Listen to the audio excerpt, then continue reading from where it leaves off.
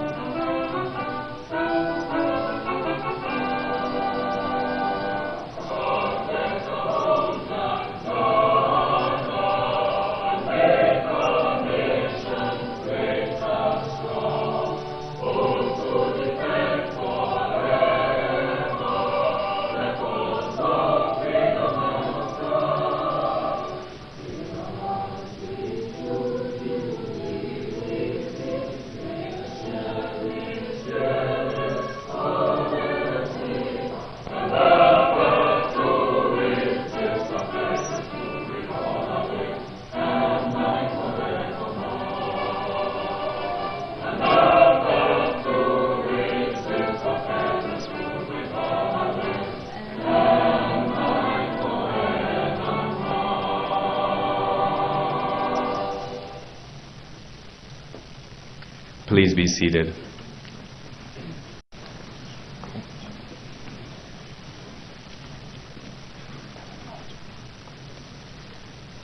Welcome, everybody. We'd like to start our event with a land acknowledgement. The University of Calgary is located in the heart of southern Alberta. Both acknowledges and pays tribute to the traditional territories of the peoples of Treaty 7, which includes the Blackfoot Confederacy, comprised of the Siksika, Piikani, and the Kainai First Nations, the Tsuut'ina First Nation, and the Stoney Nakoda, including the Chiniki, Bearspaw, and the Goodstoney First Nations. The city of Calgary is also home to the Métis Nation of Alberta District 5 and 6. Thank you. Thank you once again, ladies and gentlemen, for joining us. Before we begin, I would like to welcome one individual to the stage. She is the newest addition of the African Studies program here at the University of Calgary, a new assistant professor teaching who has been launching and re-innovating many of the African Studies classes that are offered here at the University of Calgary. She's going to give the formal welcome to our Vice Provost, EDI, who will be welcoming His Excellency on behalf of the University of Calgary. So I would like you all to give a round of applause to Dr. Motilola Akinfamisoye Adejare.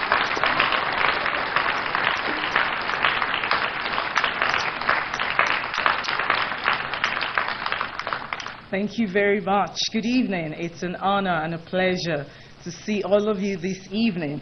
And it's my honor and privilege to introduce to you tonight an important personality who continues to champion the cause of collective thriving and flourishing for all at this university, and that's in person of Dr. Melinda Smith. Dr. Melinda Smith is the Vice Provost and Associate Vice President Research, Equity, Diversity and Inclusion, and Professor of Political Science at the University of Calgary. She specializes in equity, social justice, diversity and intersectionality studies, particularly as they are practiced in post-secondary institutions, as well as in international relations, comparative politics, African security studies, and international inequality. Dr. Smith is an accomplished scholar and is the author or editor of 7 books. She is also editor of 3 books on Africa, including Securing Africa, Post 9/11 Discourses on Terrorism, published in 2010. Dr. Melinda Smith serves on several national bodies, including the External EDI Advisory Board, Innovation, Science and Economic Development, Statistics Canada's Immigration and Ethnocultural Advisory Committee, and member Scarborough Charter Interinstitutional Advisory Committee, among others. Please join me in welcoming Dr. Melinda Smith.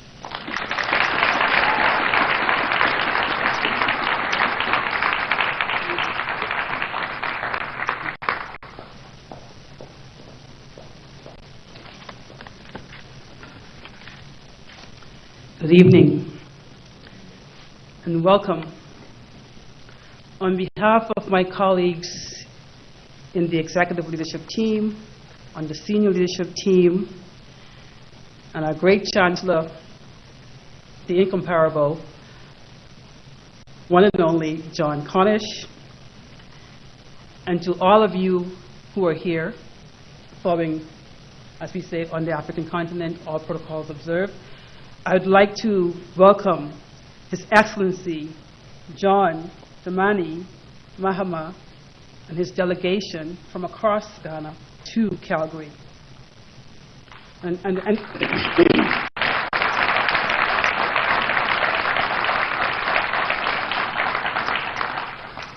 thank them for bringing the snow. I would also like to take the opportunity to acknowledge that we have many distinguished guests in the audience. In particular, you have Deputy Minister of Immigration and Multiculturalism, Honorable Ako Ufodiki.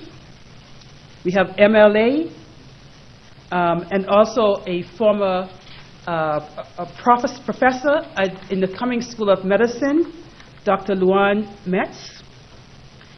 And as I pointed out previously, we have, of course, Chancellor Cornish. But let me stress again in the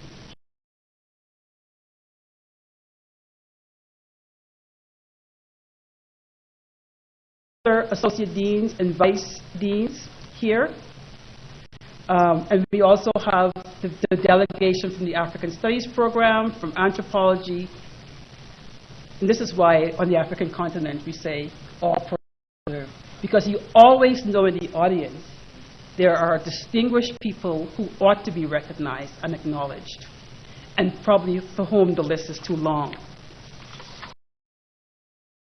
Let me say a few words about the University of Calgary, and also why we are so honored to have His Excellency and delegation here. The University of Calgary is, as you all know, Canada's leading next-generation university, with 5 campuses in Calgary, 1 in Qatar, hopefully 1 in Ghana soon. And we also have a University Research and Innovation Park in Calgary and 5 research stations in Alberta, British Columbia, and Yukon. We are an intellectual hub for high-quality research and scholarship, one where students, we hope, will thrive in programs made rich by hands-on experiences and entrepreneurial thinking, grounded in innovative learning and teaching. We are fully integrated with the community, which we both serve and lead. We aim to produce the next generation of leaders who experience the best possible training in acquiring and creating new knowledge. Welcome to the University of Calgary. I also want to say University of Calgary is located in Canada's 3rd most diverse city. We are a city characterized by many firsts. Of course, many of you know we are a city characterized by one of the fastest growing black populations in Canada. The belt between Edmonton, Red Deer, and Calgary is the fastest growing area as black people on the prairies. But in this moment of uncertainty and tumultuous times, of war, of ecological threats, let me say, let us pause and remember that this is a city of trailblazers and a city where we also say we can do. We are the city with the first Muslim mayor in Canada, probably in North America. The city with the first Jewish day school in Canada. First black woman lawyer, Violet King, in Canada, was born here in Calgary. First Canadian-born black justice in Canada, Lionel Jones, was born in Edmonton. We are the place where women first became people in Canada, the Person's Case.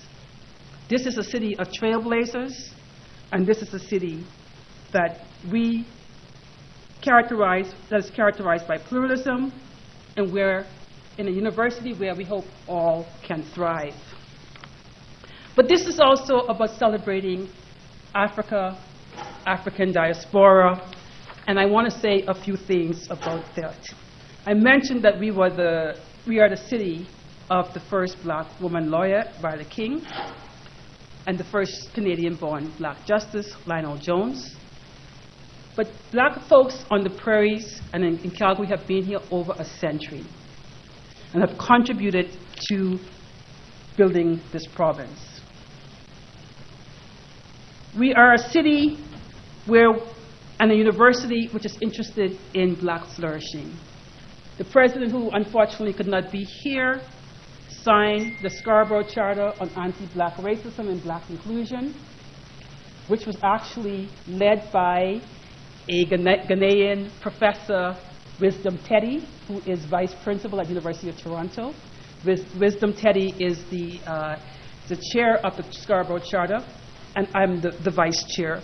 Wisdom was a professor here at the University of Calgary and a vice dean of the Faculty of Arts.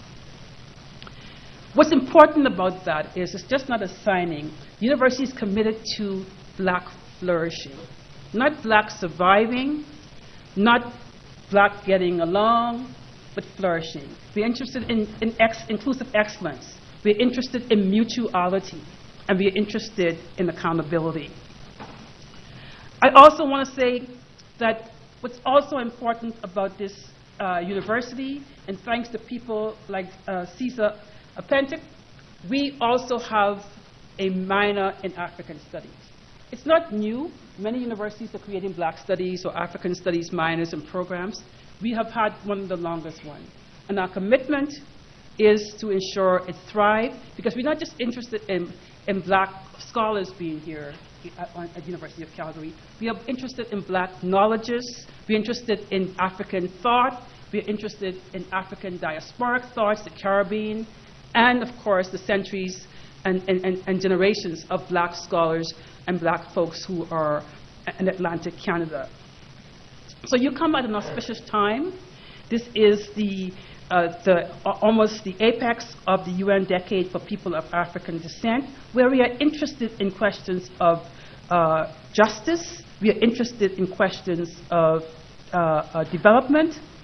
But we in particular, as I said, are interested in flourishing. So I want to give you just a few highlights about some of the work we're doing at the University of Calgary around black flourishing.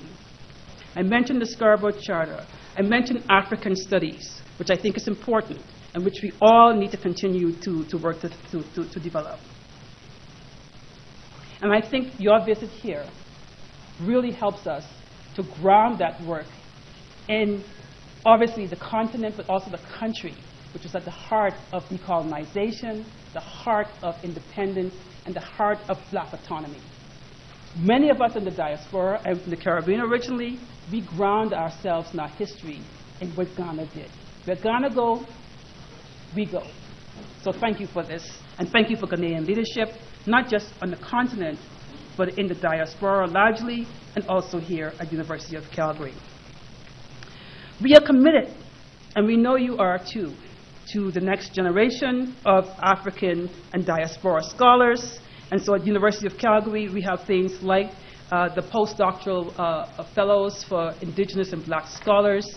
But for new and emerging scholars, we also have committed to the next generation. Many of you in this room, many like Ebenezer and Sanit, who we know we soon hope to be, and Separ, and we want to be calling them prime minister, and we want to be calling them a premier, and so we want to be calling them diplomats. So that's our goal, and we're hoping your visit here will help to ignite this change for the generations to come.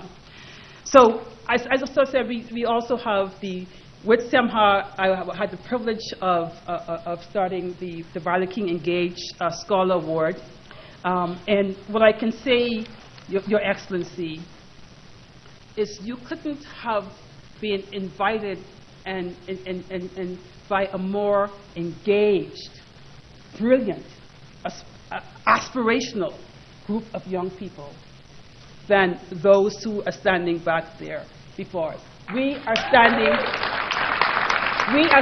on the shoulders of giants, and as we say on the continent, if you want to go fast, if you want to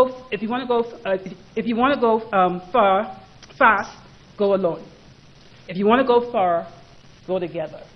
And I think with these students and the people in this room and you here, we're going to go far, and we're going to go together.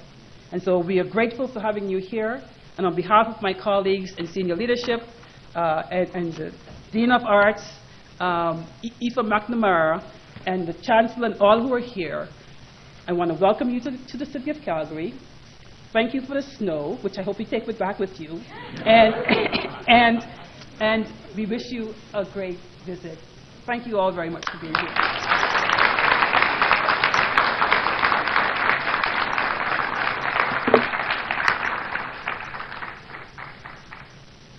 Thank you, Dr. Smith, for your welcoming remarks on behalf of the University of Calgary's senior leadership team.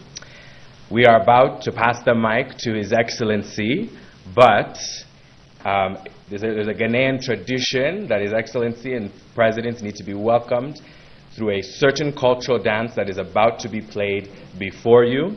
So without further ado, I would like us to welcome the Ghanaian royal dancers to the stage.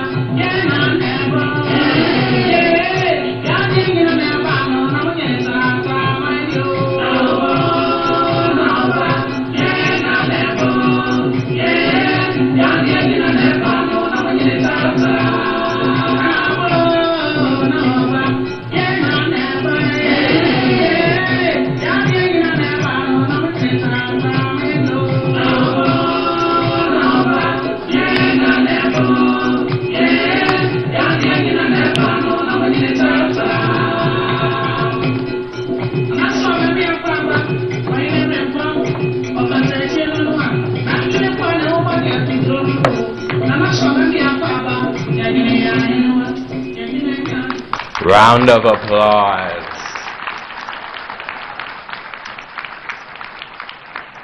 We're so blessed to witness this form of incredible Ghanaian art and dance before us here today.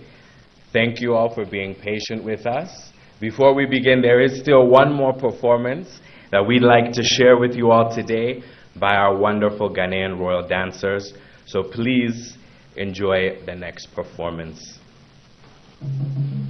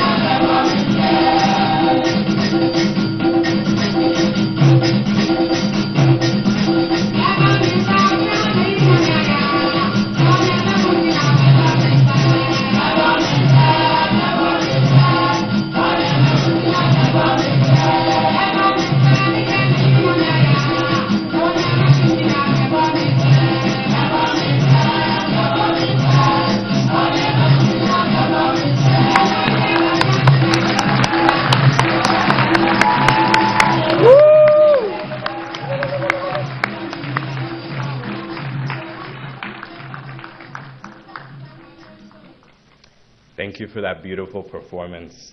So without further ado, it's time to get to the main section of our event. And I have the privilege and honor of welcoming a very mighty Ghanaian who leads the African Studies program at the University of Calgary, Dr. Roland Caesar Apentic, who will be welcoming His Excellency.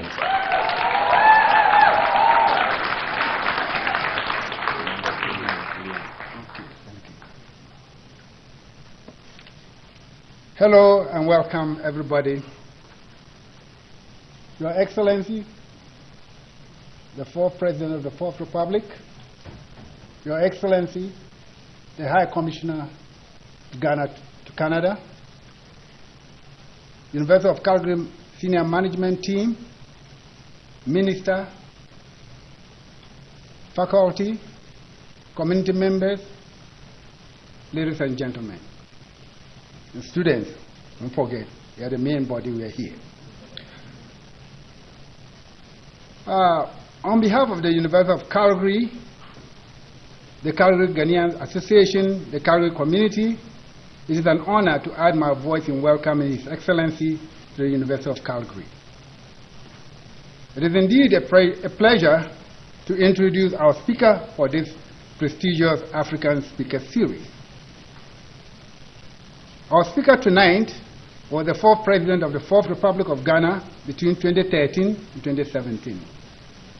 Prior to that, he served as Vice President of Ghana from 2009 to 2012.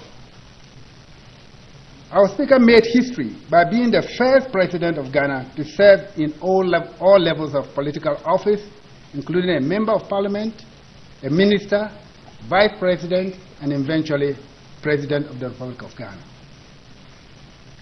Our speaker tonight is an expert in communication. You see that yourself, historian, avid reader, and writer. Over the course of his career, he has authored a number of publications for international and national papers. He has also published his first book, a memoir entitled My First Coup d'etat and Other True Stories from the Lost Decade of Africa.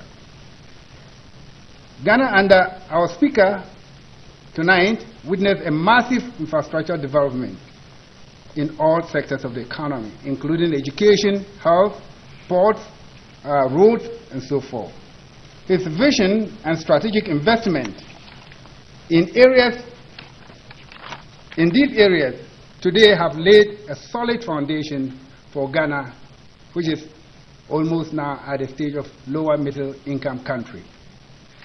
Beyond investment in the social economic infrastructure, our speaker also believed in investing in people and his desire to ensure social justice, equity, and this was reflected in his promotion of girls' and women's interests at all levels. Indeed, it was during his administration that Ghana attained gender parity in basic education. He also ensured the appointment of many women to high positions in his administration, and his last presidential bid, he selected an accomplished woman as his vice presidential candidate, the first by a major political party in Ghana to do so. Aside from serving as the President of Ghana, our speaker tonight is also a former chair of the Economic Community of West African States and the first co-chairman of the United Nations Advocacy Group on the Sustainable Development Goals. He is currently the chairperson of TANA Forum, a high-level forum on security in Africa, which has its headquarters in Ethiopia. In recognition of his silent contribution to the continent and as a leader, he has been conferred with several honorary degrees, doctorate degrees from distinguished universities, including the University of Aberdeen. Without further ado, please join me in welcoming His Excellency John Mahama.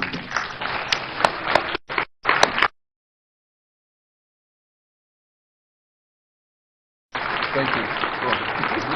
Thank you very much. Thank you. Kindly resume your seats. Thank you.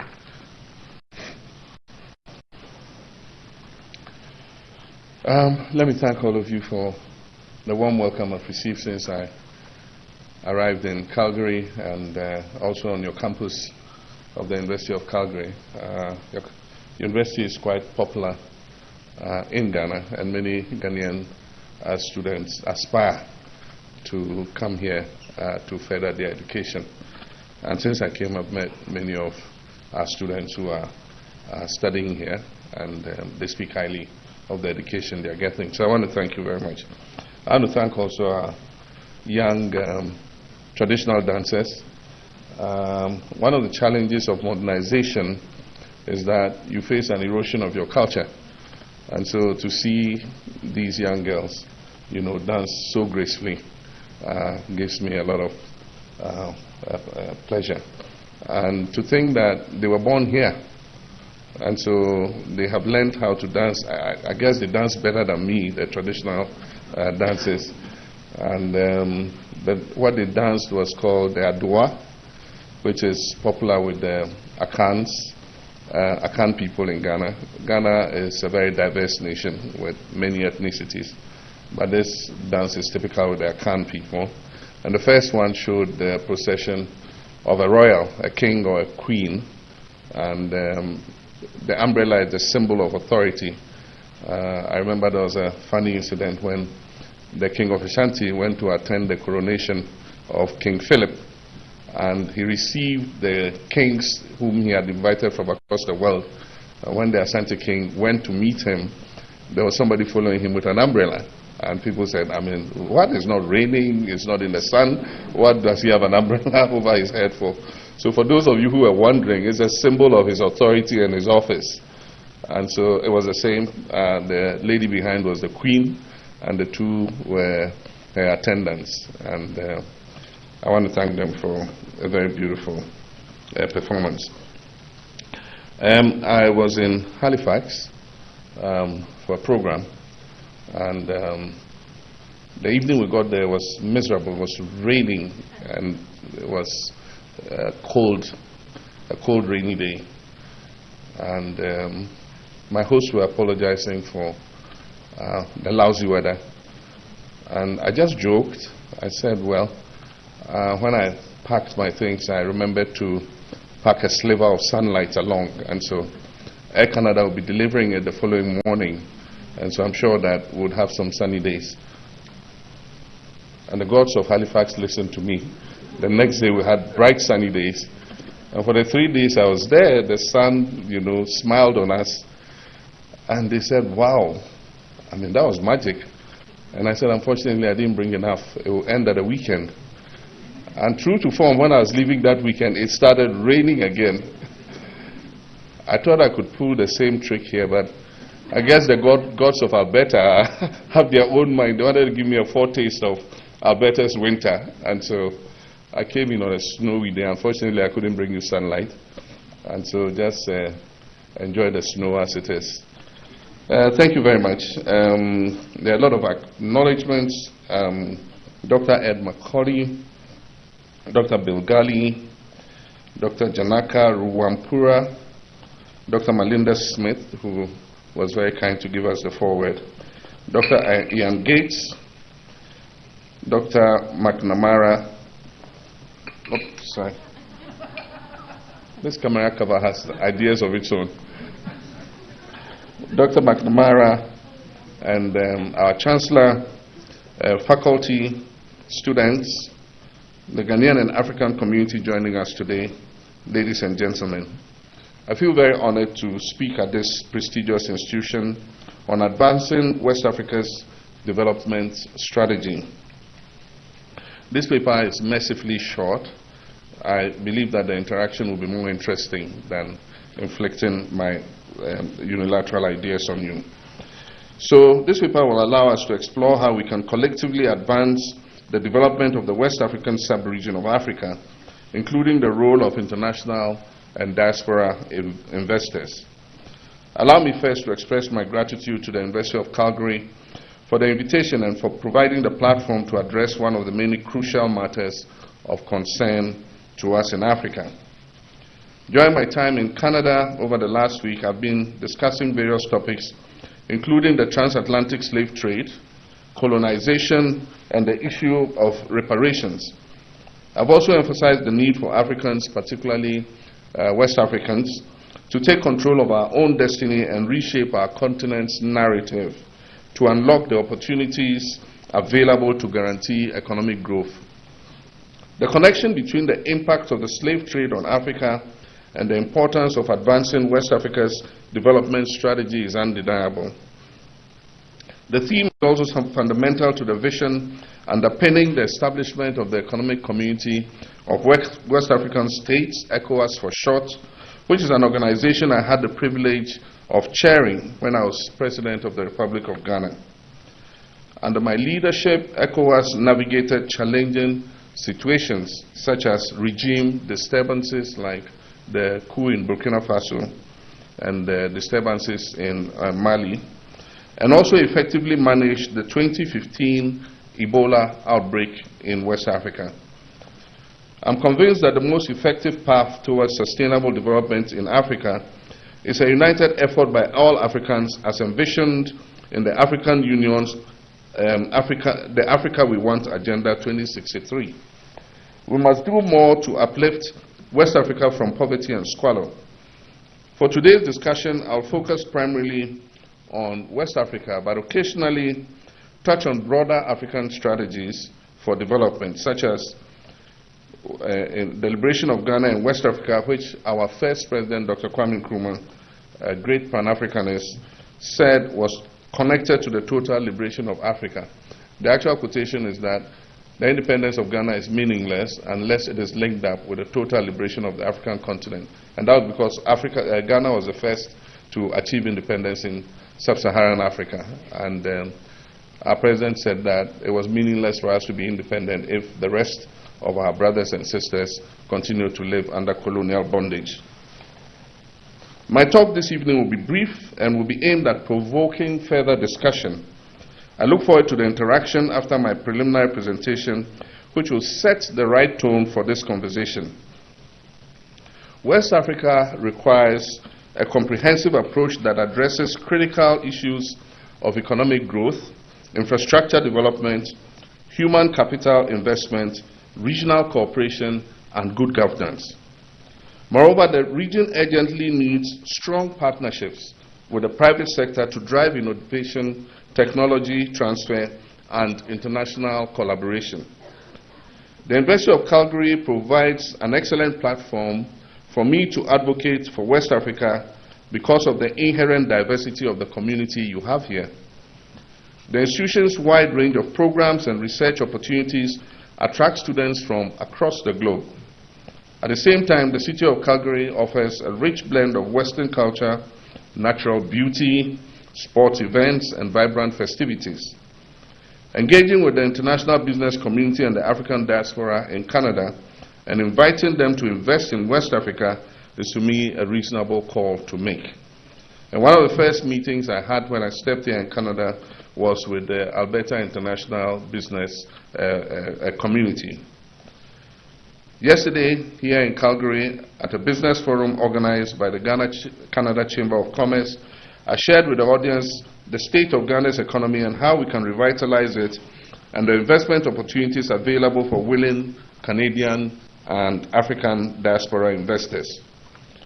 It's been reported that the Ghanaian diaspora population as of 2020 was around 1.2 million people, and that is against a total population of Ghanaians of about 29 million.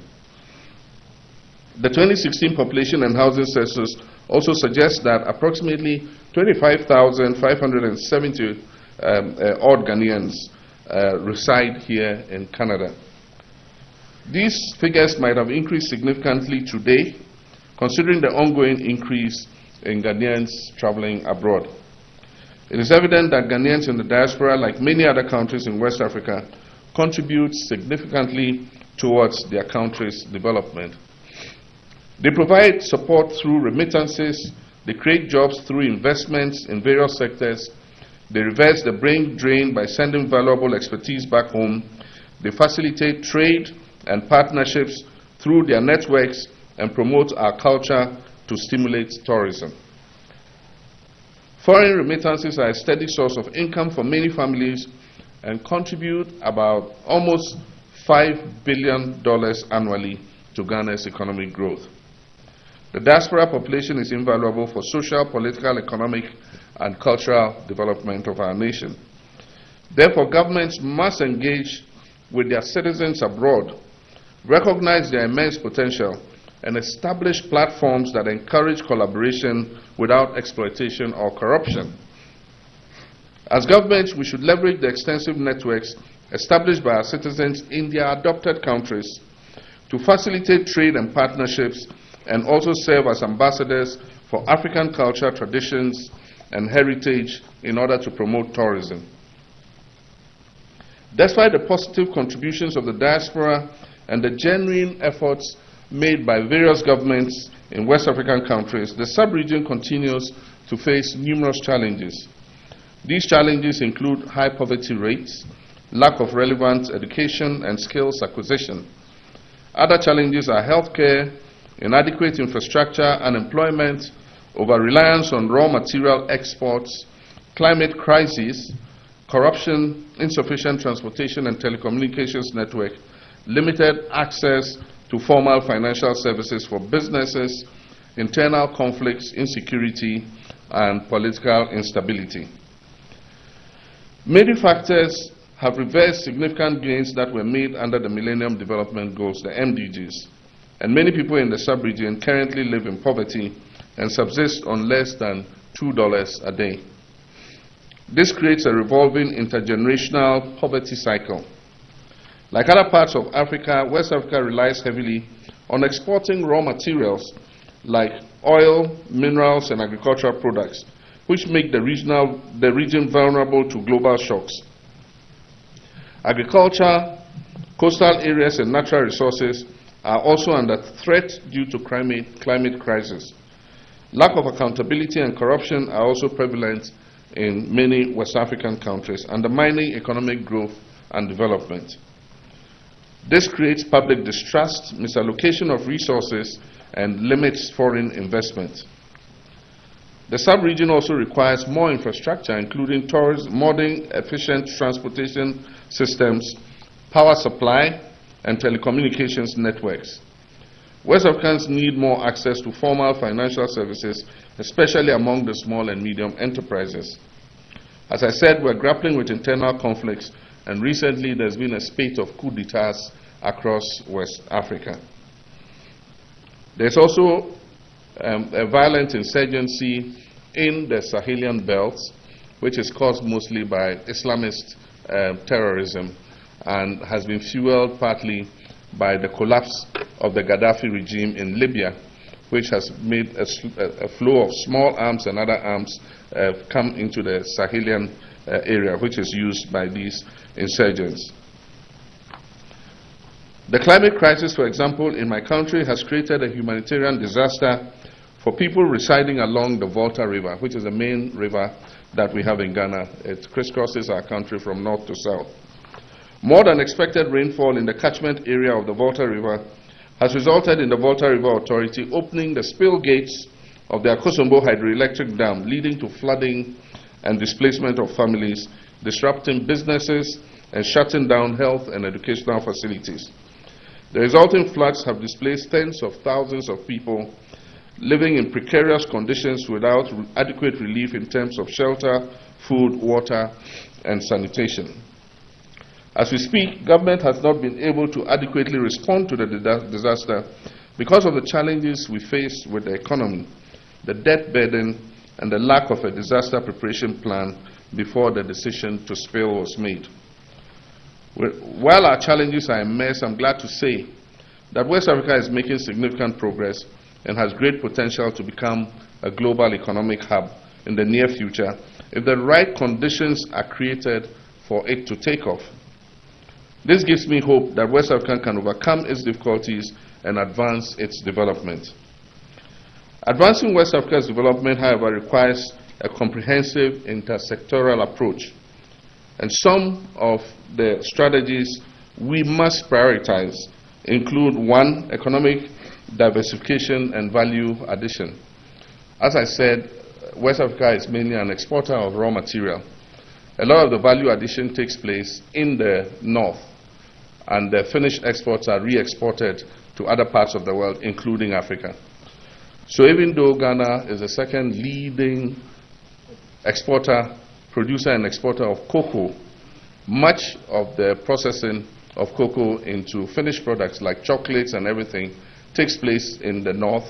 And so Belgium is known better for chocolates, Switzerland is known better for chocolates, you know, and yet you don't see any cocoa trees growing in any of those countries.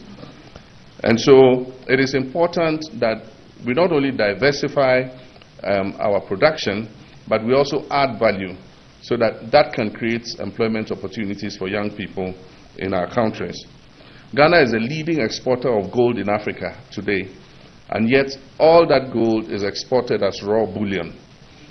And when it goes to the destinations in the north, it is refined, and immediately the price of refined gold is almost twice that of raw bullion. And when you even process it into jewelry, it's even far more expensive than refined gold. And so if some of that value addition can be brought home, then it will create more employment opportunities. Same with oil. Nigeria is a leading producer of oil. Ghana produces some 200,000 odd barrels of oil a day, but a lot of that oil is exported, and it goes to other places for refining, and then we re-import the finished products. Investment in critical infrastructure, airports, railway, and ports. Because of the experience of colonization, the infrastructure in respect of transport are geared towards the colonial metropolis. And so, for instance, the railways that were built in Ghana come from the bauxite producing areas, the gold producing areas, and the cocoa producing areas directly to the port, so that the material can be loaded onto ships and shipped out directly to Europe. Even as we have introduced the African Continental Free Trade Area, we suddenly realize that there are no transportation links between African countries.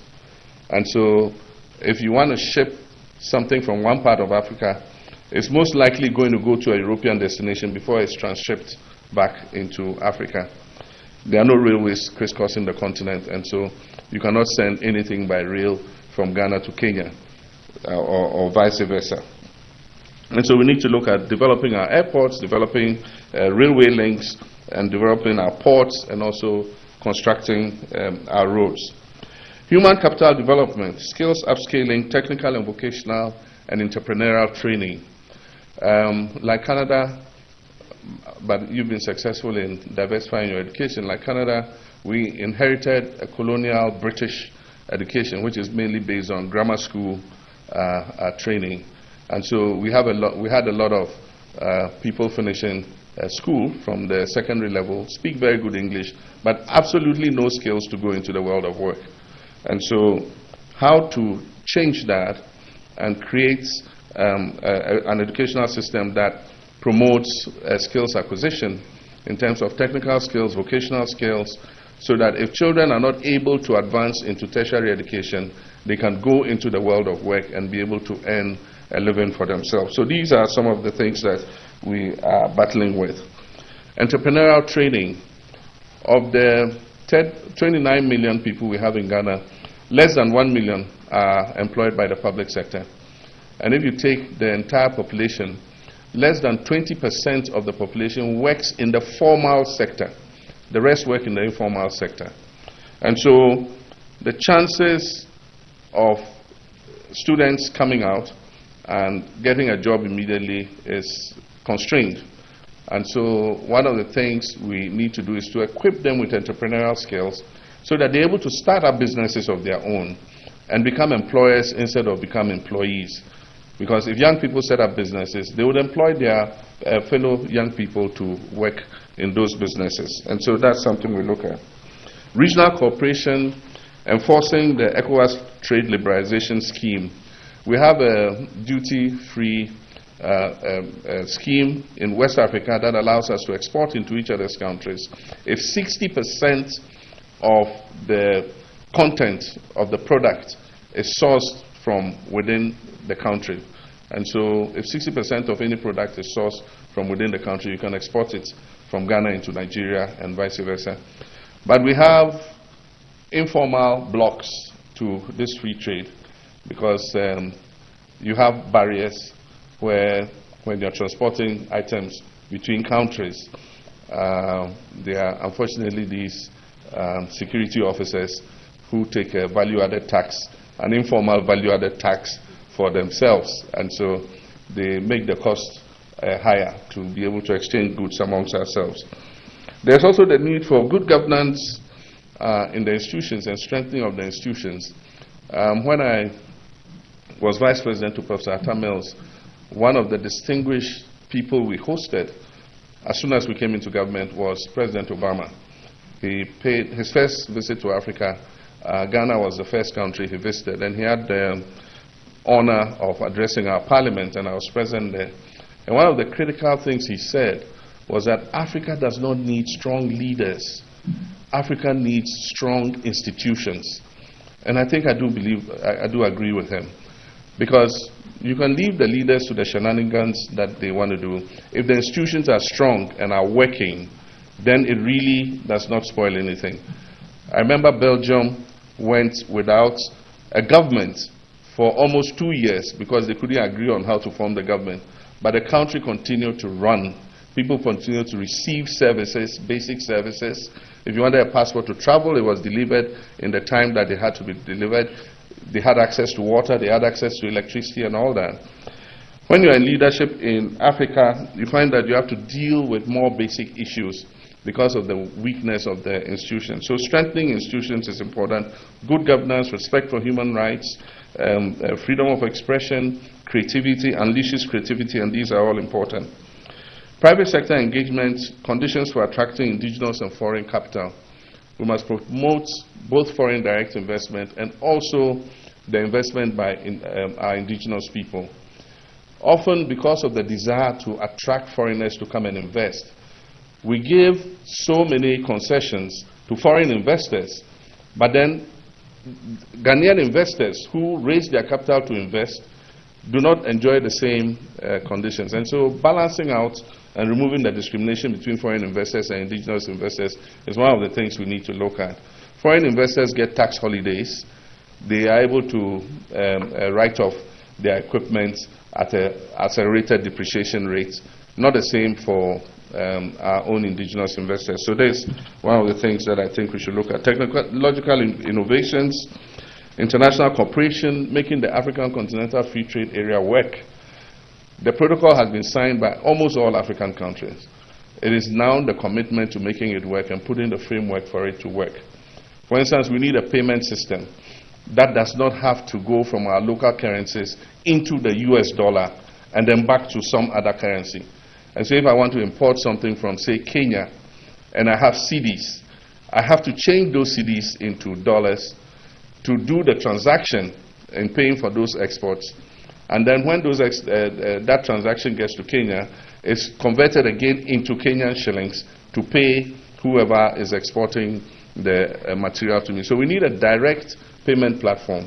And I think that that is engaging the attention of our leaders currently. And if we had that, it will facilitate the trade more between African countries.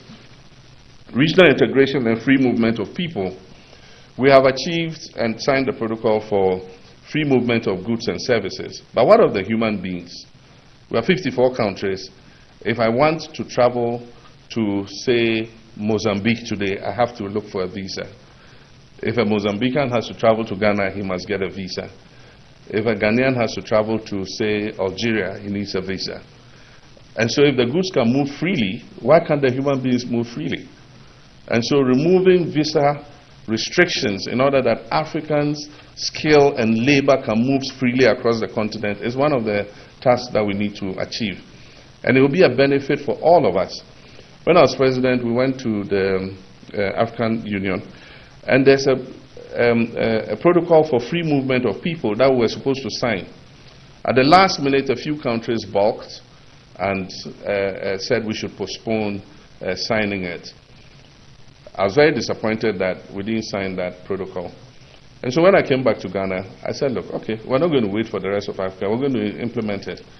And so I signed an executive instrument and said that any African passport holder can acquire a visa on arrival at our airport.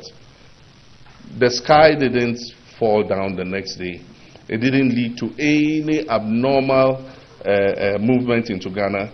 And today that facility is still available for African passport holders. And so it makes business people able to come and go freely than it was before, when they had to go and queue to apply for visas. Some countries are beginning to follow suit. While I was here in Canada, it was notified that South Africa had issued a 90-day visa-free facility to Ghanaians.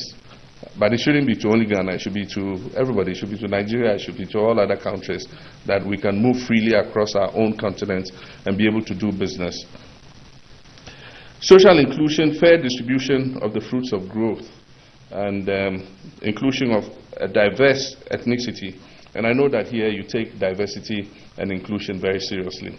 In Ghana, you might see all of us, we all look alike, but we come from different parts of the country. And so we must continue to work and making sure that opportunities that the country has to offer are open to all our people, and not just to a few who belong to a political party or come from a certain part of the country or of a certain religion or a certain gender. And so these are things we need to continue to work on. Organizations such as ECOWAS, the African Development Bank, and the African Union must collaborate closely to pool resources and work synergistically. We must enhance access to finance for small and medium enterprises to foster entrepreneurship as we create well-paying and decent jobs. As I said already, infrastructure development should focus on transportation networks, energy generation, distribution, and water and sanitation systems. And so when I was president, one of my strategies was to use infrastructure development as a vehicle for economic transformation. And so the intention was to create Ghana into a hub for aviation. And so one of the things we achieved was to build a brand new terminal building, which in Ghana is called Terminal 3, and it rivals any terminal anywhere in the world. It's one of the, among the top 10 best in Africa. And we've seen an increase in passenger traffic because people are traveling from Sierra Leone and Liberia and other West African countries and coming and transiting through Ghana to other parts of the world. We built a new port because the first port was built by our first president in the 1960s. And if you looked at the volume of traffic that was coming in, because the landlocked countries take some of their goods from Ghana. And so our own imports and the imports from the landlocked countries and our exports to the rest of the world were constrained by the limited space in the harbor that we had. And so without putting it on public debt, we got a collaboration of foreign investors and our own Ghana Ports and Harbors Authority to build us a brand new port. It's almost 3 times bigger than the size of our old port, and it also is one of the most efficient in terms of ship turnaround in West Africa. And so these are things we need to do. We need to build the railways, we need to develop the roads and all that. International cooperation and regional integration efforts should be encouraged. Finally, social inclusion should be central to our development strategy, as inequality remains a pressing issue that must be addressed. One of the reasons for the re-emergence of coup d'etats in the sub-region is the absence of social inclusion arising from the widening gap among the people. This widening gap can be seen between the rich and the poor, and it can also be seen between the urban poor and the urban rich, and also between people in the urban centers and the rural areas. If we as leaders to whom our citizens entrust the management of our economies provide visionary leadership and implement effective development strategies within the framework that tackles the misalignment of our economy's management formula, will contribute to good progress in our countries. As members of the African diaspora population, you have a vital role to play in shaping our development trajectory. As a Ghanaian leader and the leader of the main opposition party, the National Democratic Congress, I assure you that my team and I are developing a policy blueprint to address our economic challenges and redefine our development strategy in Ghana. We're committed to ensuring that Ghanaians in the diaspora are not discriminated against and can hold positions with a comparative advantage because of the comparative advantage they have in terms of knowledge and experience. As we prepare for our next elections, we are actively engaging with different groups, including the diaspora population, to incorporate the ideas and suggestions into our political manifesto. And so let me once again thank the University of Calgary and the Ghanaian community for the invitation and for providing a platform for me to discuss West Africa's development strategy. Together we can overcome our challenges and pave the way for a brighter future. I thank you so much for your attention.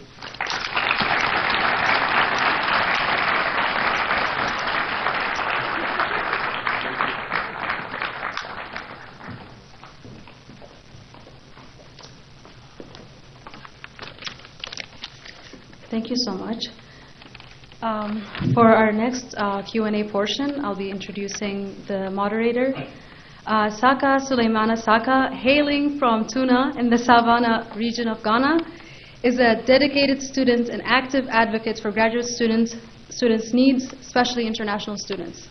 He is a PhD candidate in the Department of Political Science and has been honored with the Government of Canada Tri-Council funding for the Social Sciences and Humanitarian Research Council. His dissertation research focuses on the overtime and cross-national variations on the ministerial appointments across Africa, with a particular emphasis on the contribution of women cabinet ministers in policy making. Beyond academics, Saka has showed exemplary commitment to student leadership. In 2023 academic year, he held the position of president of the Graduate Student Association of the University of Calgary, the first black president in recent memory. In recognition of his leadership, the Government of Alberta appointed him to the University of Calgary Board of Governors, a role he held until June 2023. Please help me welcome Saka to the stage.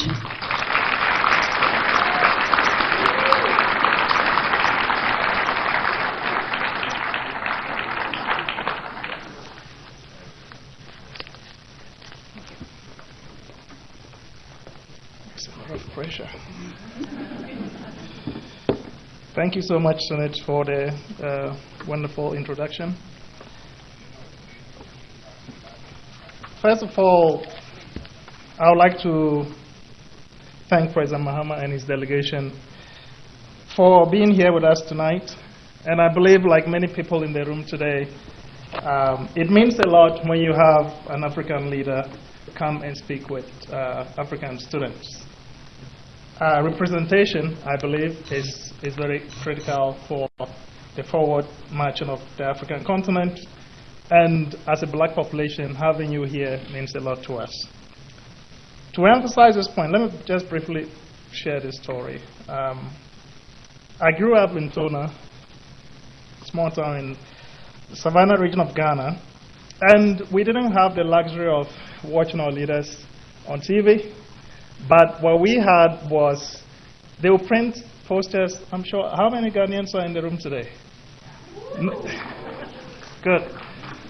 You remember Know Your Leaders, Know Your Political Leaders? Yeah.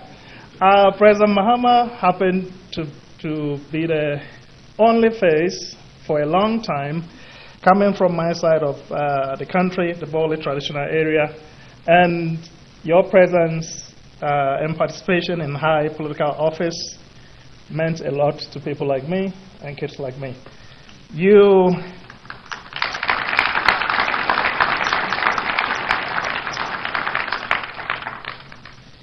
You were a role model for me and many underprivileged kids, and in full disclosure, I still see you as a role model. As a leader, you made us feel represented in governance, so thank you for your service to our country. Now to our Q&A session. There are two mics to either side of the room. I will encourage you to form a queue of 3 at a time. But first, we gave President Mahama 2 questions just to start it off. And again, based on my bio and given that I wrote the questions, they revolve around governance and his drive for women's inclusion in politics in Ghana. So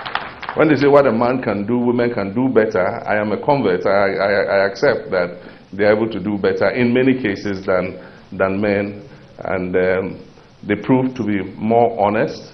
They had more integrity, you know, in terms of how they conducted themselves. So it was a good experience, and if I'm given the chance, I'll do it again. With regards to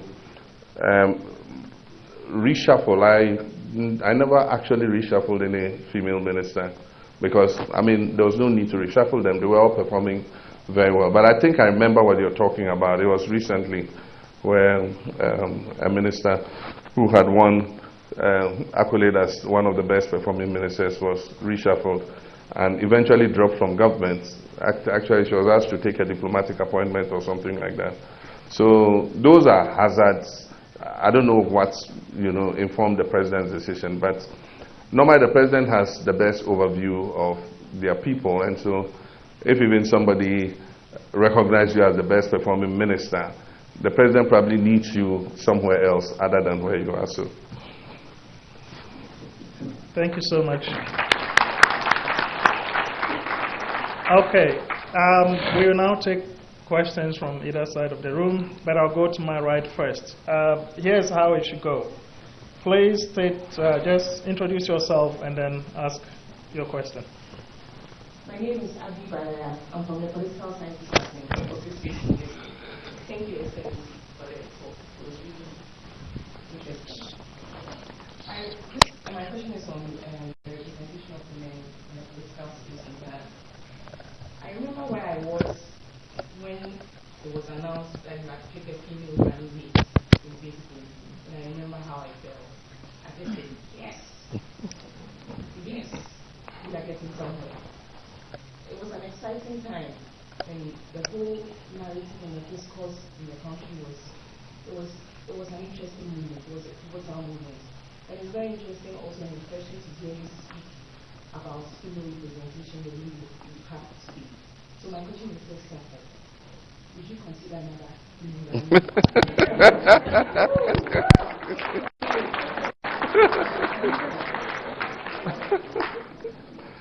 Yes, I'll definitely consider a female running mate. Yeah. We have two main parties in Ghana, and power has shifted between the two main parties. But since we started the Fourth Republic in 1992, it was the first time that a major political party had selected a female as the running mate. I do believe that in the very near future, there will be a female vice president, and in the not too distant future, there will be a female president of Ghana.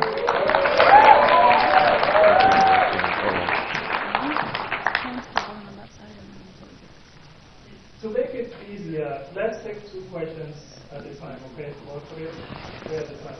Please make it brief. Okay, I'll take two more at that time, and then we come to the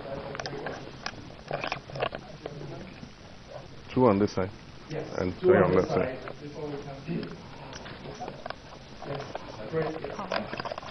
Hello, Excellency. Thank you very much for being in Calgary. I just want to say quickly that your late Prof, John Adam Mills, who I had the privilege to meet in Calgary in 2002, was between being vice president and later becoming president, so there might be a precedent there for coming to Calgary. So, just really quickly, Ghana and Alberta are both kind of in the same boat. We're both now, Ghana is now, for the last decade, a fossil fuel producer, oil and gas, right? You're up to 200,000 barrels a day, plus or minus, plus gas. You've also mentioned that you were involved with the SDGs, promoting the SDGs at the UN. So the conundrum is this. As somebody here, Chris Roberts, who teaches in political science here at the university, African politics, politics of development. Given the concern for greenhouse gas emissions, but energy poverty across Africa, here's the basic question. Should African countries be more supported by the West, or the global North, in their efforts to develop fossil fuels to drive economic development, or should there be some other kind of option or funding for those countries and keeping the fossil fuels in the ground? This is a central debate that's driving development concerns today. So thank you very much. Thank you. Next question. One more. Thank you very much. My name is Abdulrahim Mutawakil. I'm a Ghanaian student in the Department of History. Yeah, and I'm really glad to see my former president here. My question has to do with something he touched on in his speech. That's to do with a statement President Obama made in 2009. Then I was in first year at the university in KNUST. But it's been about 10 years, or more than 10 years now, since he made that statement. But most of us hailing from Ghana, and for that matter Africa, can say that that problem, the problem of weak institutions, still persists. The question is, what is responsible for that? And whose responsibility is it to strengthen these institutions? Thank you.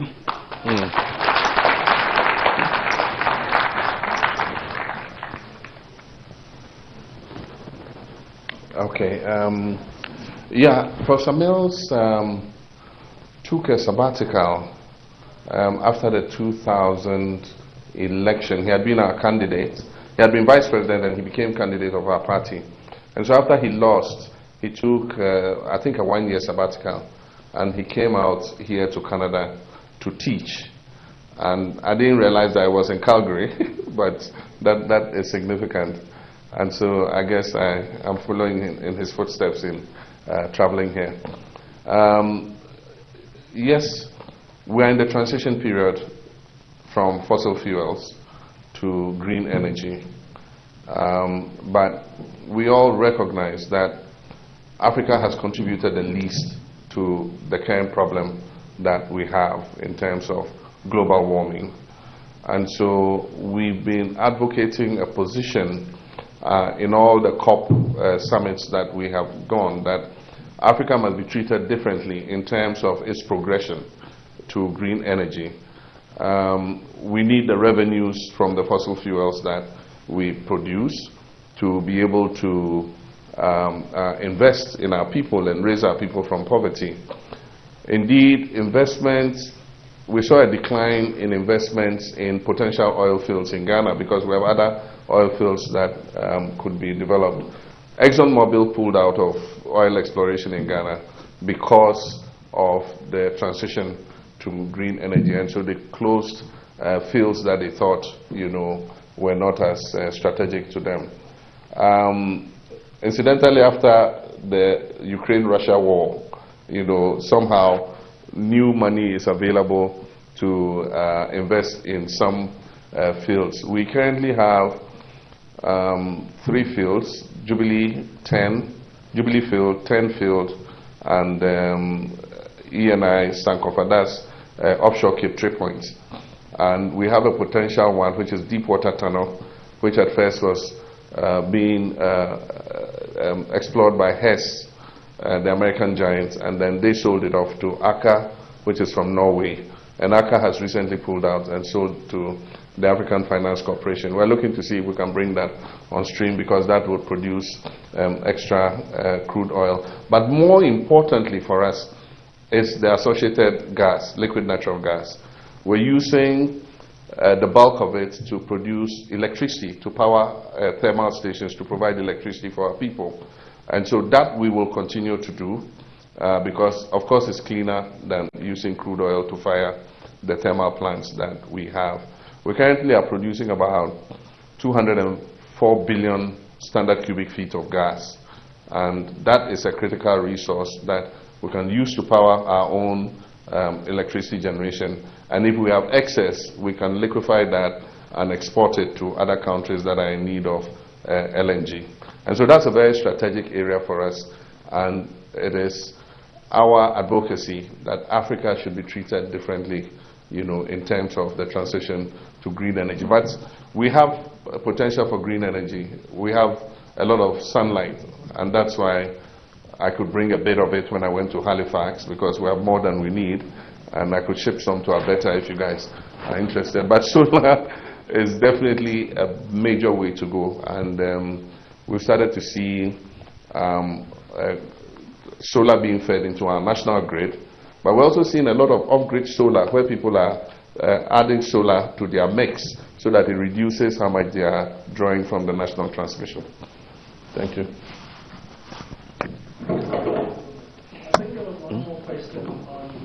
Oh, sorry. Yeah, the weak institutions. Sorry about that. A lot of the institutions have existed for quite a long time, like the judiciary. The judiciary has always been there, and so it has its own traditions. But of course, it's a very conservative institution based on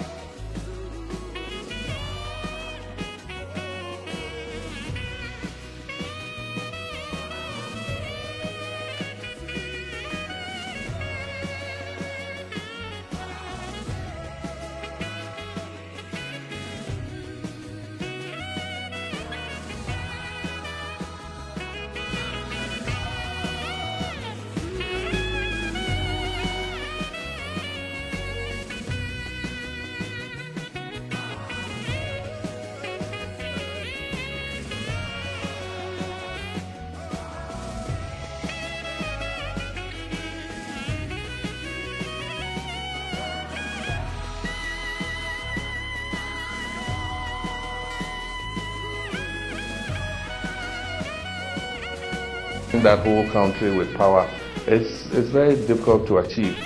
And so it might be better to allow the states to put in some of their own generation and their own distribution. And I think that would lead to a more efficient. Ghana is a smaller country, so even though our electricity company of Ghana is not as efficient as we want it to be, at least it's able to make sure that the lights are on in most parts of Ghana. But if Nigeria recovers, it will have a good effect on Ghana's economic recovery too. There were protests in Nigeria, there were protests in Ghana, and it is a good thing because I think that the young people should be allowed to vent their frustration. There are diminishing opportunities for young people in our country because our economies are not growing at the pace they should in order that they are able to create the multiplier effect for businesses and opportunities for young people. And it's not a problem with only Ghana and Nigeria, it's a problem across the African continent. We have the fastest growing youth population, and unfortunately our economies are not creating the kind of, it's an advantage to have a vibrant, youthful labor force, but then you must be able to grow your economies in such a way that it creates opportunities for them. If it doesn't, then you begin to see an adverse effect, either in terms of them migrating or getting so frustrated that, yes, they would get involved in all kinds of funny things. You are lucky that they come out and demonstrate. If they come out and demonstrate, it's better. If they keep their frustrations in and there's a civil uprising or there's a coup d'etat, that is worse. And so the space should be made available for them to come out and be able to vent their frustration. They are leading in innovation, and we're seeing very, important steps in terms of the technology and information technology space. There are a lot of fintechs, payment platforms, app developers. I mean, it is going so fast that it is government that is having to keep up, because the technology is there and the young people are accessing it and they're using it. And so government must keep up with them because they are going anyway. If you don't create the space for them to harness their potential, they will continue to develop that potential. And so it's only natural that government must facilitate it. And that's why when I was president, I built what we call the Accra Digital Center. It's a multi-purpose center that has hundreds of offices and places for tech startups, incubators and all that. And a lot of the companies that today are fintechs and others started in the Accra Digital Center. And I think government should continue to pay attention to that. One of the things that, Africa has an advantage of is that we don't need to go and recreate the wheel. When it comes to information technology and the digital space, we are able to leapfrog to the latest technologies. And that is happening in Africa. Until COVID struck, Africa had the fastest growing broadband connections in the whole world.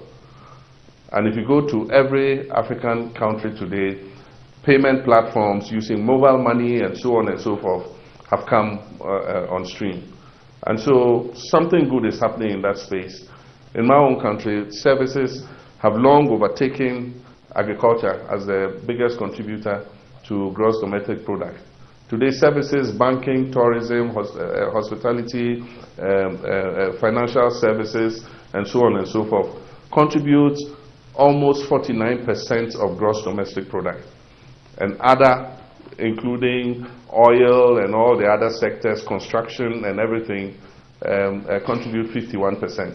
And so that's a very important area that government must look at, because data transmission, networking and things are a big part of that service industry and contributing to Ghana's economic growth.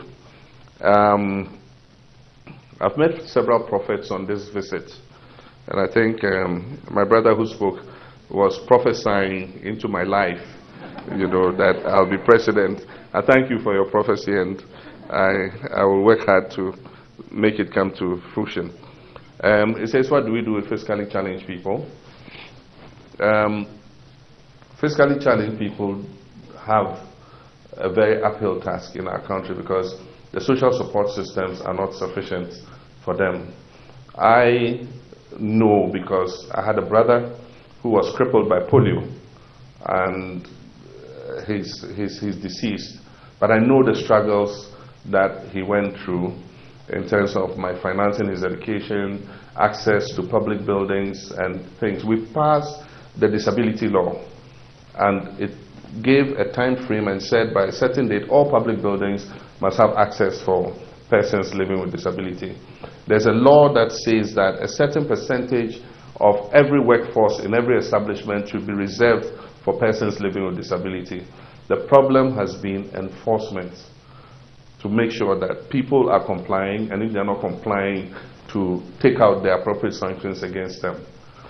And so we have the Society of Fiscally Challenged. It's a strong advocacy group, and everybody must take them seriously, because it's estimated that the percentage of persons living with disability amounts to about 10% of our population.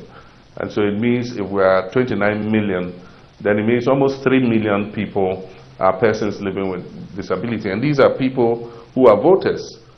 And so it's something that we need to take cognition of. We have a District Assembly's Common Fund, and a portion of it is reserved for programs of disability. But unfortunately, recently, because government has not been releasing that fund to the district assemblies, it has made it impossible for them to provide that money to persons with disability. And so that's one of the things we need to sort out, that when we come, we should make sure that that money goes so that it's able to make life better for our persons living with disability. What do I do about negative news and information about myself and my family? It's an occupational hazard. You really can't do anything about it, especially in the new media space, you know. And I think I won't be the only leader to have suffered it. I'm sure Prime Minister Trudeau probably also has his own share of problems. I'm sure President Trump, Obama had his fair share. For many people in America still believe Obama is a terrorist and that he's not an American. You know, so these are things that you can't do anything about. When I was president, some social media put out that I had purchased a hotel in Dubai. Up to now, we're looking for that hotel so that I can claim my shares because I need the money, you know, and many other stories about you. The thing is, if you think about it, you would not have the focus to do the work you have to do. And so it's an occupational hazard. There will be negative stories about you, and you just have to find a way of living with it. Those that you can respond to and correct, you do. But there's a lot of, if you want to spend your time going through the media and looking for every negative story about you and responding to it, I don't think you have enough time to work. And in Ghana, we have a 4-year term. 4 years is a short time. If you spend all the time responding to stories about you, by the time you realize you are into a next election. Thank you. Thank you so much. I see my colleagues on both sides. You are eager to ask your questions, but in the interest of time, I would want to ask Mr. President's permission. Is it okay if we went over by 5-10 minutes? Okay. Thank you so much. Okay, I will take 2 questions from this side. Okay, let's go to that side, to the side. 2 questions from that side. Please keep it brief, and then so that we can reach the... Your Excellency, thank you for the visit. I'm Xavier Ahodector from the Volta region of Ghana. Okay. And here I'm reading Applied Linguistics in French, MA. In your speech, you talk about partnership between African countries, and you can see that Ghana is surrounded by 3 francophone countries. So I want to know, what is your roadmap? What is your policy for French language in Ghana? Thank you.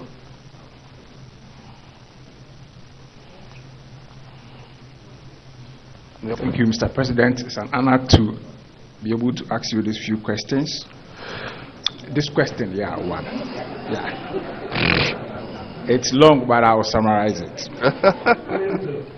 I am Ben Jan, MG Chemical and Petroleum Engineer, but I'm from the mining zone in Ghana.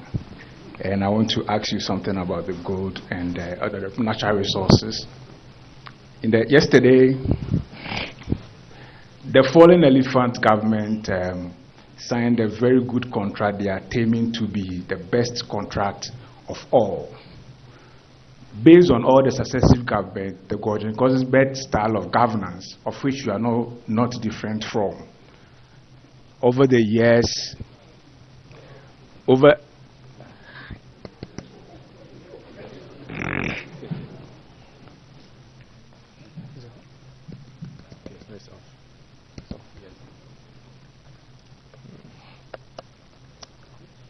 I could go to that side. Yeah. Please do.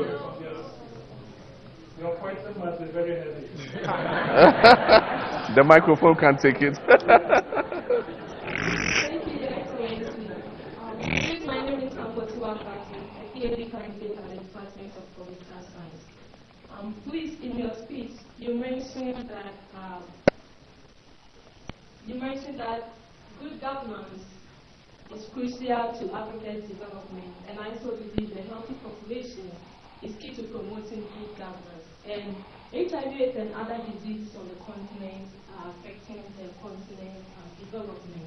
And so one of the strategies of addressing HIV in Ghana was the establishment of the Ghana AIDS Commission under the office of the President to coordinate and oversee the response to the epidemic in the country. So, Your Excellency, please, I would like to know that during your time as a President, what are some of the roles you played to address HIV/AIDS in Ghana? Thank you. That's just another question, and I think we will be done with this slide. My apologies very much. Thank you. Good evening to His Excellency and to his most valued delegation. My name is Clément Maïva Kwaku, and I come from Côte d'Ivoire. It is truly an honor to be here today and to have a piece of my culture represented tonight. My question is this. What is the greatest piece of advice that you have for young people like me that look forward to go back home and to participate in development?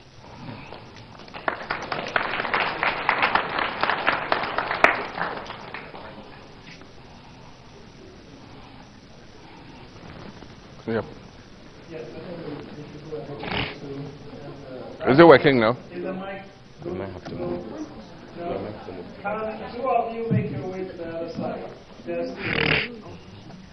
All right, thank you. One more. The students are protesting back here. They don't ask the question, they're going to be mad. So.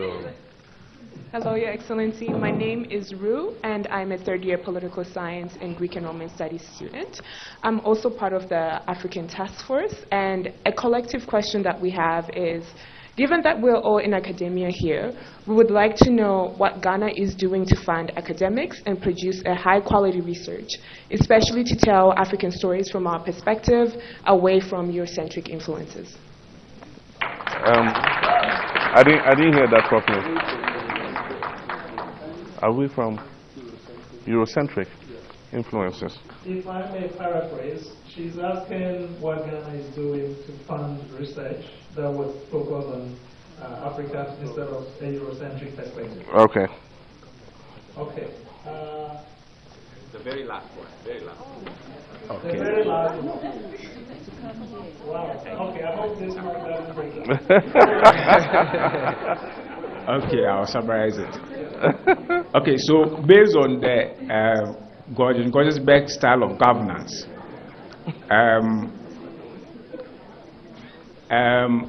yesterday the minerals mining lands minister signed a contract that is terming the best contract ever signed in Ghana, giving 1% of the project to the community and 13% stake to the country. Hopefully, when you come to government, when you are swearing in on the 7th January 2025, what will you do differently aside what you did or how you governed when you were in power? Thank you, sir.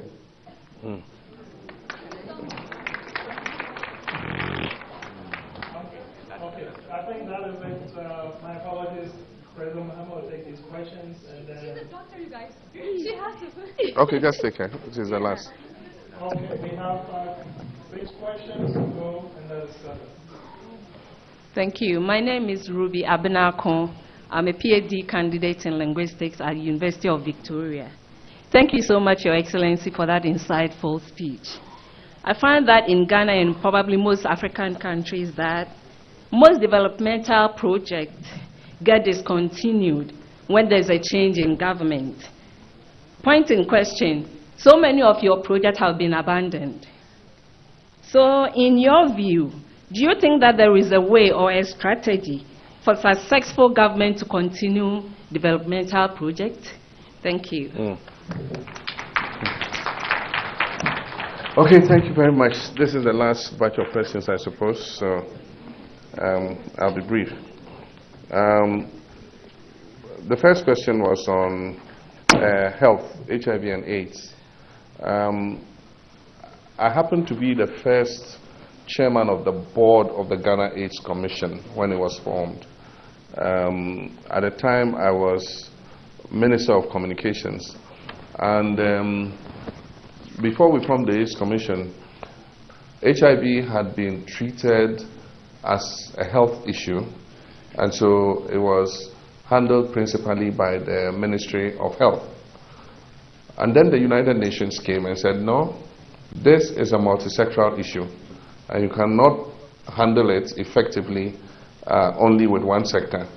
And so we formed an intersectoral task force, and the Minister of Communication was chair of the task force, because a lot of the issues about HIV and AIDS related to prevention, and preventing HIV and AIDS meant that you needed to educate, make people aware, you had to communicate and all that. And so the Ministry of Communications led, and when the Ghana AIDS Commission was formed, I was made the first chair. Indeed, when we started the communications, if you go to Africa, we have a certain aversion to explicit statements on sexuality. And so if you are speaking, you have to be very careful how you choose your words and so on and so forth. And I remember that one of the campaigns we launched was an advert promoting the use of condoms to prevent HIV and AIDS.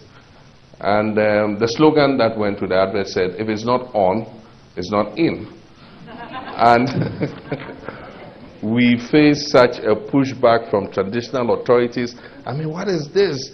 You want to corrupt the young children and so on and so forth. But at the time, they didn't realize how desperate the situation was, because it was spreading, phenomenally. And so we had to do a workshop for traditional rulers. We brought them in. We explained to them what HIV and AIDS was, and said that, look, if we didn't do what was necessary, they were soon going to become traditional rulers without subjects to rule over. And that brought them over. And eventually some of them volunteered to do some of the adverts for us. And so we put them on national TV, and they spoke. And these are respected traditional rulers, so they spoke about HIV and AIDS. And I think that we made good progress. Actually, we were able to roll back the rate of infection. And once antiretrovirals came, working with the Global Fund and all that, we made sure that antiretrovirals were available. And as a result of that, we've chalked many successes when it comes to HIV and AIDS. The Ghana AIDS Commission is still the principal driver when it comes to strategies of HIV and AIDS. They produce a very important report every year showing how the disease is being tracked. One of the important interventions that we introduced was zero transmission from mother to child. And so we made it compulsory for all pregnant women to be tested.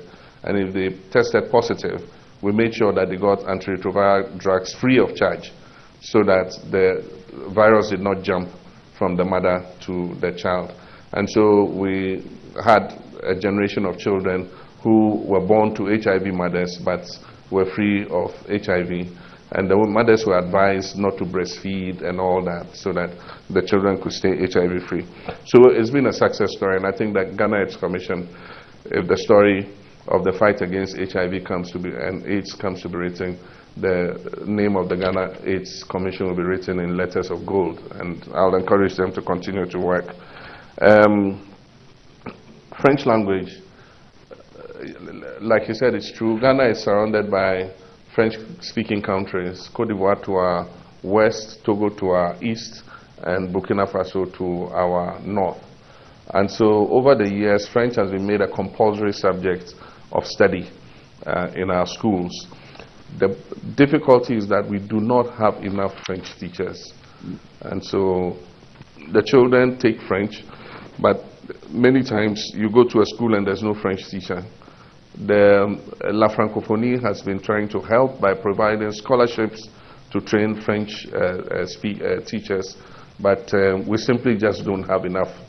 And so my hope is that when our colleague here finishes, he will come back home and come and help to boost the number of French teachers we have. We all admire Canada very much because of your bilingual nature, and you slip from French to English so easily. I wish I could do the same. I studied French in secondary school, but the lack of ability to practice it, has made it recede in my mind. But I know that if I were immersed in a French-speaking society, I'm sure that in a few weeks it will start to re-emerge. And so maybe I have to come and stay in Quebec or somewhere and, be able to remember all the French I learned in secondary school. Advice for young people who have finished their studies here or are working here about going back home. I was asked the same question in Halifax, and I said that if you finish your studies, we encourage that you come back home and come and help. But of course, nobody wants you to come home and get frustrated. For those who finance their own education, they are not bonded students, and so you cannot force them to come back. For those who come on scholarships from Ghana, most of the time you are asked to sign a bond, and the bond means that you must come back and come and help with national development. And so if you sign the legal bond, you must come back and come and help. But if you finance your own education, then, you decide how you want to do it. But I was saying you need to come home, make sure that when you come back, you are coming back to be able to fit into something and be able to realize your potential. If you're coming back to just join the sea of frustrated young people who cannot find jobs and are not able to invest in something, then you might have a problem, and it's leading to mental health issues. I know people who unadvisedly just picked up their bags, went to the airport and flew back home and came, and they have become so frustrated. For those who are able to, they quickly run back. For those who are not able to, they stay, and they have all kinds of issues and frustrations. So make sure that you have a niche that you can fit in when you get back home, so that you don't come back home and get frustrated, and it could lead to all kinds of things. But Africa needs its young people to come back. There are several examples of people who came back and are some of the most successful people. Some went into the hospitality industry, others came and invested their capital, built hotels, others are in the IT space. When I was minister, there was a young man who came from the United States, and he had studied computer technology and all that, and he was into the new wave of internet and telephony that was rolling out, mobile telephony and all that. And so he decided to come back home. He came home as Minister of Communications, and all he wanted was a license to set up an internet cafe. And so I asked the NCA to give it to him. And he set up the internet cafe, and he started to build his company. Today, he has the biggest data transmission company in Ghana. All the banks are riding on his network. All the digital TV in Ghana is riding on his network. And, he is big. And so that's one of the success stories. You could be that success story too. But you need to make sure that you know into which niche you're coming to fit and how you're going to take advantage of the opportunities that exist to be able to build yourself up.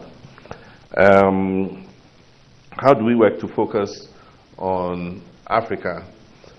I believe that Africa has solutions for whatever challenges it has, and that is contained in the AU Building the Africa We Want, a 2063 document.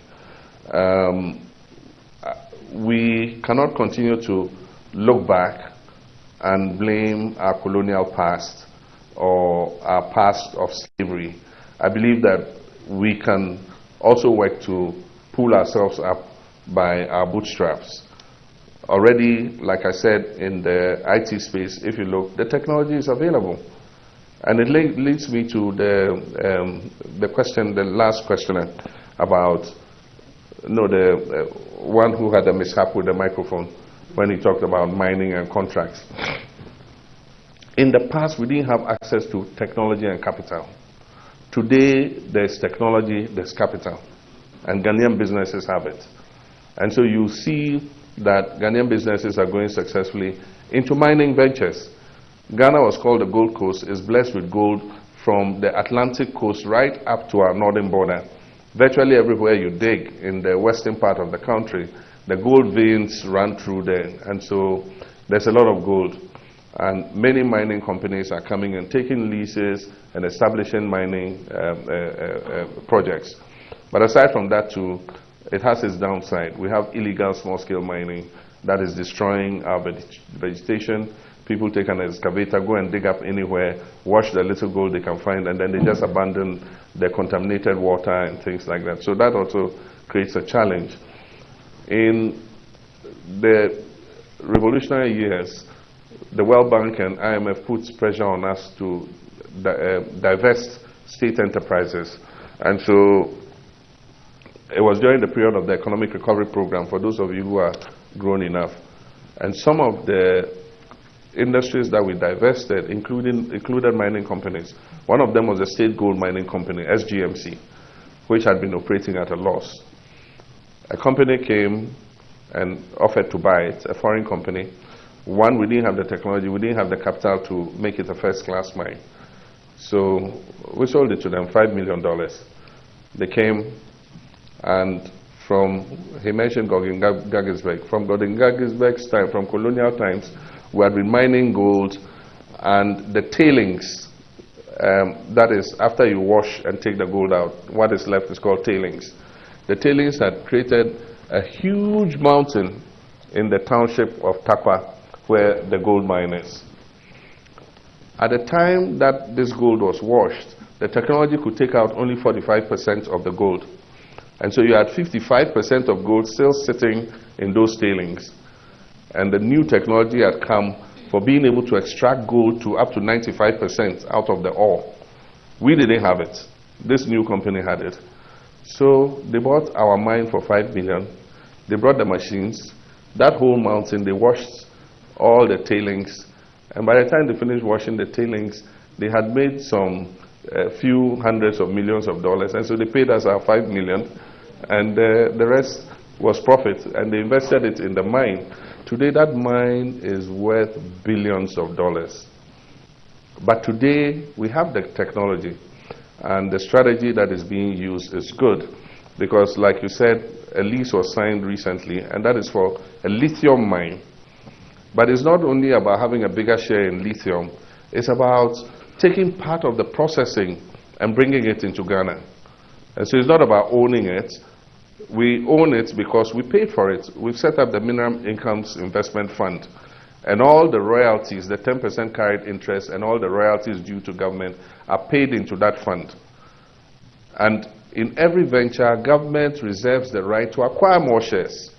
And so even in oil, we have a 10% free carried interest. GMPC has interest. And so if we have the money, the capital, we can say, look, we want another 10%, like we did recently. I'm sure you heard of Jubilee Oil Holding Limited. That's another 7%. When one of the companies was selling its stake, Ghana bought it.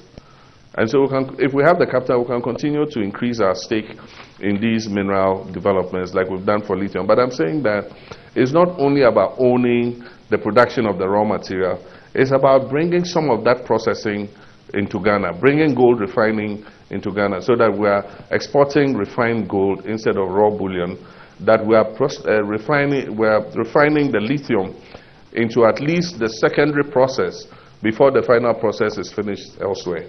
So for me, that is what is important. But it's a good first step that we have signed a contract like that, and we must look at other ventures like gold mining and other things in which Ghana has a comparative advantage. And if we have the capital, we should acquire more interest in them so that more of whatever profit is produced remains in Ghana. And the final one is about abandoned projects. Indeed, that is one of the major disturbing developments in our democracy. And I think that is something that we must look at. I've made a promise that if I become president, we're not going to start any new projects in the first 2 years. Any resource that we're able to raise, rather than start new projects, we're going to apply to complete all the abandoned projects that have been left by previous governments. Because you go, you find half-finished markets, you find hospitals. There's one hospital that's 90% complete and is being overgrown by weeds. It doesn't make sense because this is the taxpayers' money. And the only thing is, if I complete it, the credit will go to the previous government, to go to Mahama. So we'll rather abandon the hospital than do it. I don't think it's patriotic enough. I don't think it's an efficient use of our taxpayers' money. And that's why I made the promise that we shouldn't start new projects. Let's use all our resources to finish the projects that were abandoned from my time as building community day secondary schools, because we're going to implement a free senior high school program. And I thought that if we built more community day schools, when there's an increase in the number of children coming to secondary schools, we would have those schools available for them to go. And it will make it cheaper if the students are day students, because they go to school, they don't pay any fees, but they go home to sleep and eat. All government does is to provide them one hot meal in the afternoon, and it will be a cheaper option. But in Ghana, the main secondary system is a boarding system. And so it means you have to keep the children in school, you have to feed them, you have to provide them with accommodation, you have to pay electricity, water, and all that. And so we started building these community day schools. The new government came and abandoned many of them. And so you go to a community, you see the building is finished, it's been roofed, the doors, windows, everything are there. Some of them is just left with putting furniture in and allowing children to go in. But it's just standing. And you have reptiles and snakes studying instead of children studying in those schools. You know, so we must put our concentration and focus on finishing those abandoned projects so that our people can get use of them, rather than rushing to start our own new projects in order that we can take credit for. I agree. It's in our constitution. Our constitution enjoins a succeeding government, you know, to continue the projects handed over to it by the previous government. It's in the constitution. But I think that people are not reading the constitution, or if they've read it, they've just made their minds that they're not willing to comply with that provision. Thank you very much.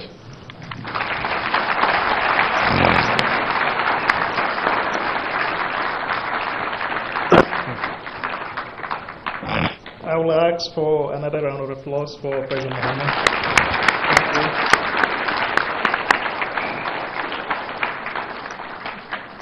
It's been an absolute pleasure moderating this session tonight. Once again, thank you and your delegation for coming and for all the insights that you've shared with us tonight. On this note, I would like to introduce a very important person in the University of Calgary community, as well as Calgary as a whole. They were highly sought after athlete in their playing days in the Canadian football